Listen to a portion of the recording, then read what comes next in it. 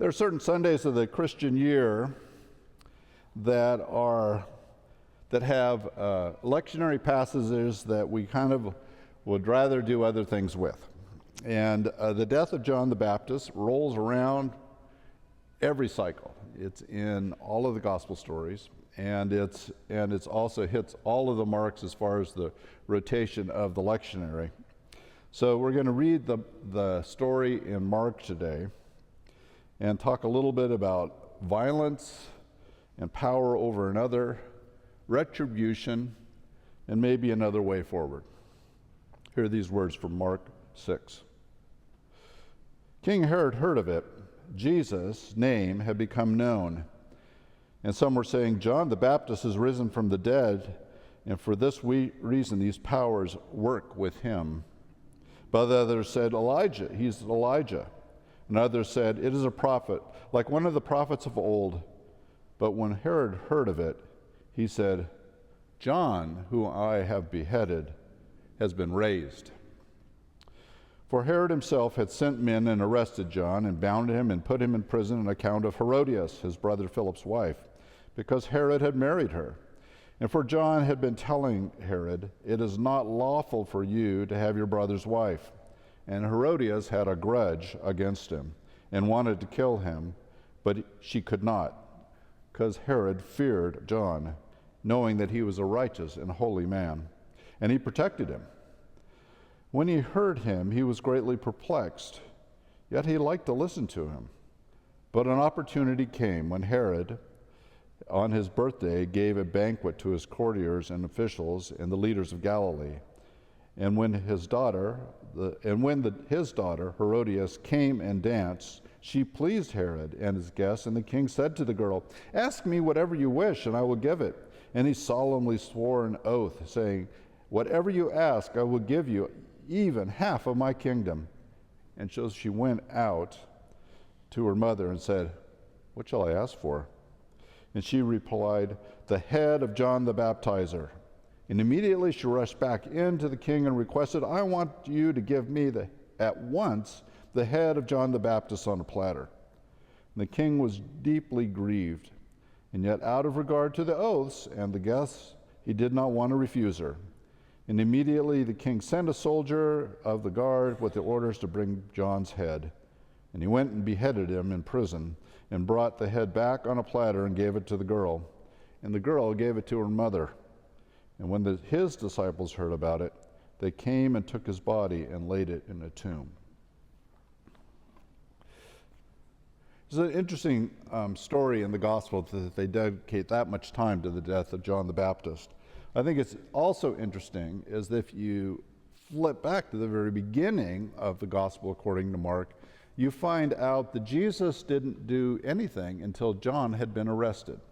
So in other words, Jesus' ministry doesn't start until John's public ministry ends.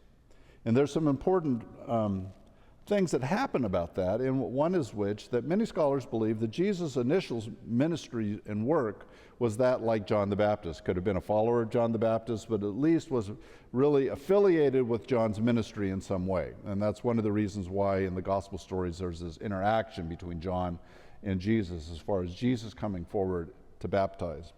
Now John was an important figure in the first century of Palestine, and what's interesting to me is you have two axial figures. Now, an axial figure is a person who changes history by their life in them. And so there's a bunch of them in history. So there's like the Buddha is an actual figure, Muhammad is an actual figure, Jesus is an actual figure, Moses is an actual figure, and another actual figure would be Abraham in the Old Testament too.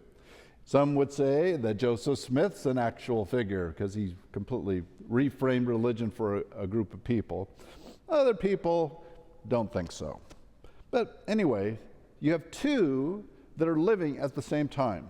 Both of them have come up with different concepts, or similar concepts actually, of what it is to be a follower of God. Both of them think that God's grace is the most important thing that a person can experience in their life. First John he comes up with this idea that if people come and leave behind their normal life, come out to the wilderness and experience God firsthand, they will find themselves in a place of redemption. And through the public act of baptism, they demonstrate for the community around them that they have been redeemed. They have had their sins forgiven. They are offering a new way of life. We don't know all the ins and outs of that because the Bible's focus is primarily on Jesus, not on John. But we get a hint that John was a very important person in the early Christian movement. So much so that even though Jesus doesn't personally baptize anybody as far as the gospel story is concerned, the Christian community picked up baptism immediately, especially Paul with new converts, to have the remission of sins, change of lifestyle as a public sowing, and then living your life into Christ out of that. It becomes this great marker that even is today still a marker of church entrance, a marker that says that I am committed to this new way of living, and this is the way I do it publicly. John, after he's arrested, it's interesting too, is that Herod doesn't know what to do with him. He arrests him because there's too many Herods in this story. You notice that there's Herod, there's Herodias, his brother Philip, and now his wife. There's Herodias number 2, who's the daughter of Herodias, not wife number 2. And then going back and forth. So it can be kind of confusing that there are all these Herods and Herodiases. I don't know why the cosmic way it all aligned that we have them all together. We couldn't have been a Bill and a Sally and a Patty. We didn't know, but they're all Herods in this case. Herod also is the other thing. The other thing makes it even more confusing. This is Herod number 2.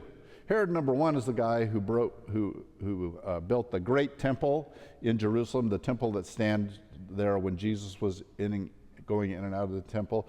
Herod number 1 built Masada. He built Philippi up. He did all of these things. He was the great builder. His sons, on the other hand, when he died, they split the kingdom in 3 parts between Herod, Philip, and son number 3, which I can't remember off the top of my head. And then the 3 fought each other all the way through. And then so when Philip died, Herod took his part of the kingdom as well as his wife and pulled him in so he had more influence. And so you can see the power that's a part of this political dynasty that's happening with the Herods in Palestine. And part of that political dynasty is trying to control what's going on in public. Something that still happens today in politics, that people want to control the narrative. This is really what it's about. This is the real truth of it all. You know, we see reality in a special way where everybody else sees it cloudy. And both political parties do that. I'm not going to suggest that one has clarity and the other one doesn't. However, with the arrest of John, a real problem begins. One is John is a political prisoner, and generally speaking, political prisoners are never released. And so here's the dilemma. You have half of the power broker, Herodias, the wife, the king, Herod, not knowing what to do.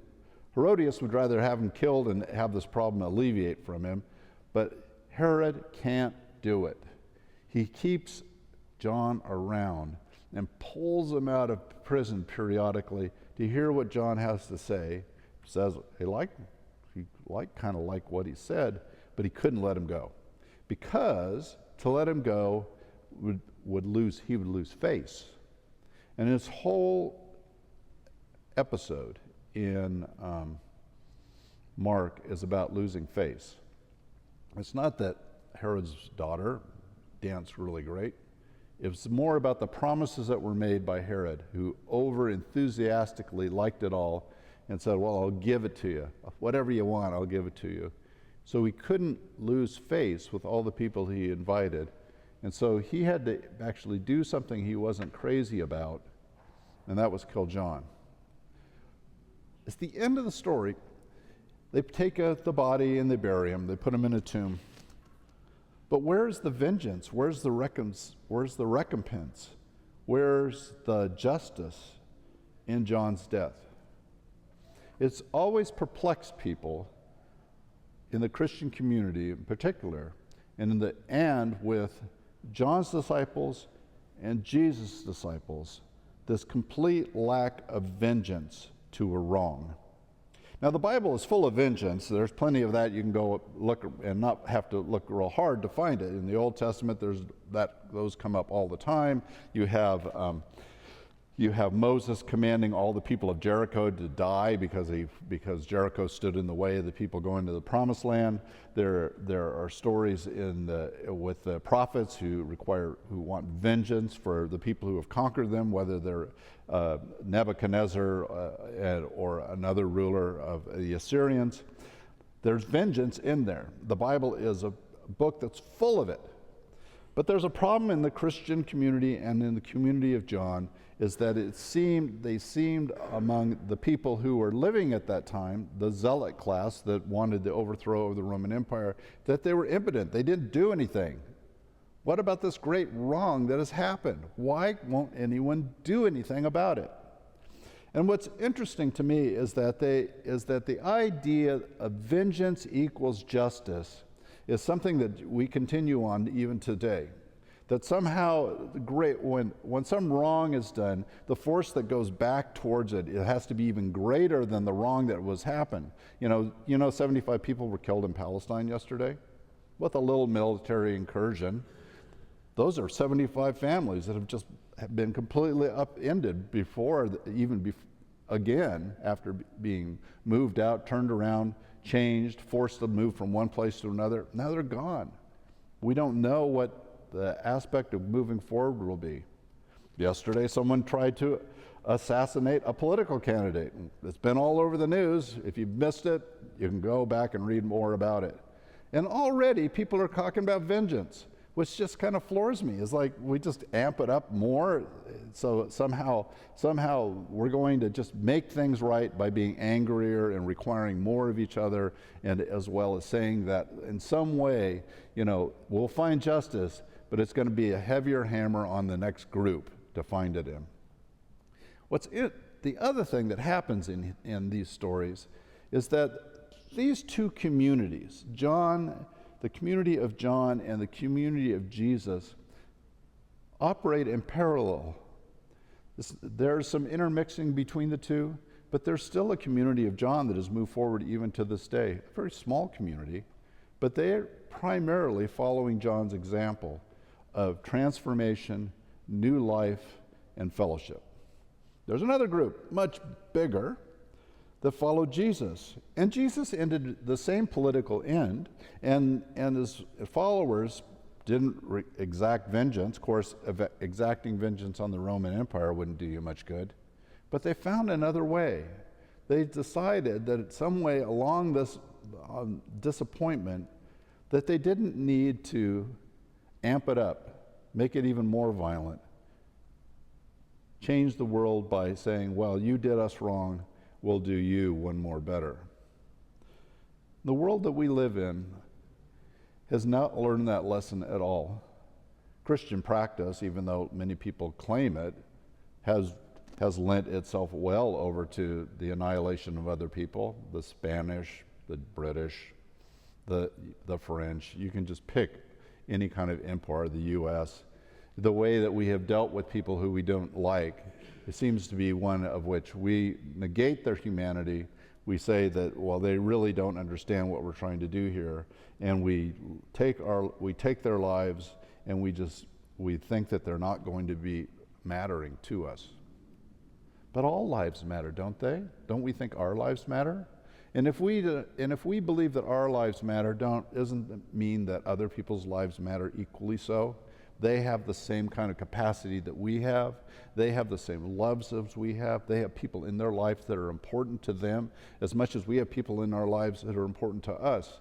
And the minute that we decide that someone is less than us, then we run into that same trap of vengeance, the same trap that we see here in the story with all of the Herods and Herodiases of the world, who believe that they have the pulse, they have their finger on the pulse of life, and therefore anyone underneath of them really doesn't equate to the same as them. This Christian community has struggled for a long time with the way we evolve ourselves in the world. I'm talking about our local community here, not the disciples, not the Christians overall, not going back to Rome, not anything. But we as a congregation struggle with that even today, because we are made up of people of different points of view and different backgrounds and different ethnicities and different ways of looking and different orientations and all kinds of difference. And the way that we have to deal with that is we have to see people with the fullness of who they are in God's eyes. One of the reasons that the Christian community went forward and the community of John went forward from this cataclysmic event is they didn't give up on the humanity of the people that they served, and nor shall we. For we have been called by God, we have been also called by Christ in this place, to see people for their full potential, to see their godliness that's within them, to see that they are a child of God and deserve to be treated as such. And so when we look at this passage and we see that people become objects in a power play of politics, we have to remember that those objects were people like us who had loves, who had people who cared for them, and those people are grieving deeply those ends. So let us hear it for John and for the community that he brought about. Let's hear it for Jesus, who didn't give up, and his followers in particular, who didn't give in to violence after his death, but saw a better way forward. We still have the potential and the capacity to see a better way forward as well. Amen.